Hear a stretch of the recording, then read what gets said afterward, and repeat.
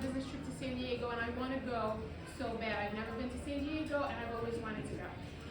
But I've just come out of hospital. I had brain surgery for neurological events, and I've lost some vision.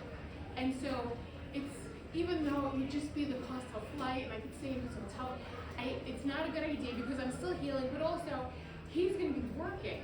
And I'm not going to be able, because of my vision loss, I'm not going to be able to just go out in a strange city by myself. So I'm going to be able to do nothing but sit in the room the whole time.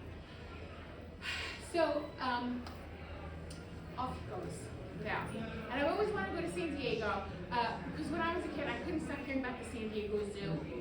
And then when I was in grade school, my cousin Scott joined the Navy, and he was stationed in San Diego. And first of all, I thought this was going to be my chance to go to San Diego.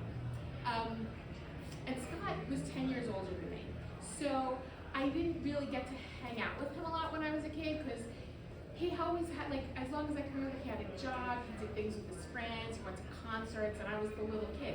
But when he was around, he was so nice to me. He played hide and seek with me, and he colored with me, and he used to do this thing where he'd pick me up and throw me over his shoulder, and then ask everybody in the family, have you seen Tracey? I don't know what happened to Tracey. She was just here, she disappeared. And I would be hanging over his back, giggling with delight. And then he put me down and go, oh, there you are. I thought I lost you. You were just gone like that.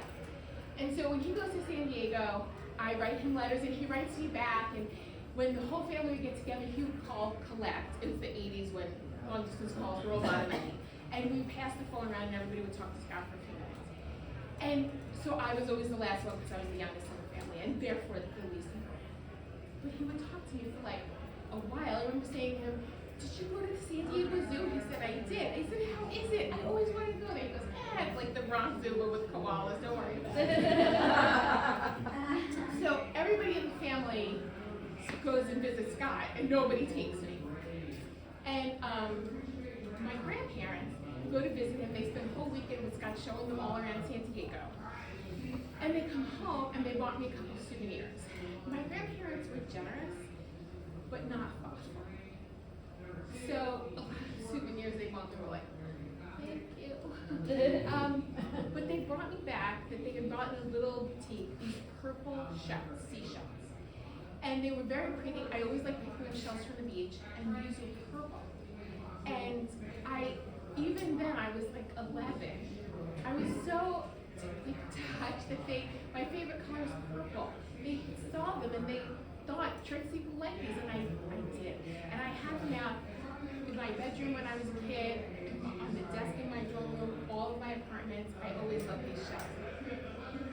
And not long after that trip, Scott was killed in a car accident, and I never saw him. Oh. And so those shells not only reminded me that my grandparents did something nice, but every time I saw them, they made me think of Scott. And that made me happy. So often my husband goes to San Diego without me. And most of the time he's working, but he does have some time to walk around the city, and it's cool and close. And he comes home and he's brought me home a few souvenirs. And one of the souvenirs he bought me was the exact shell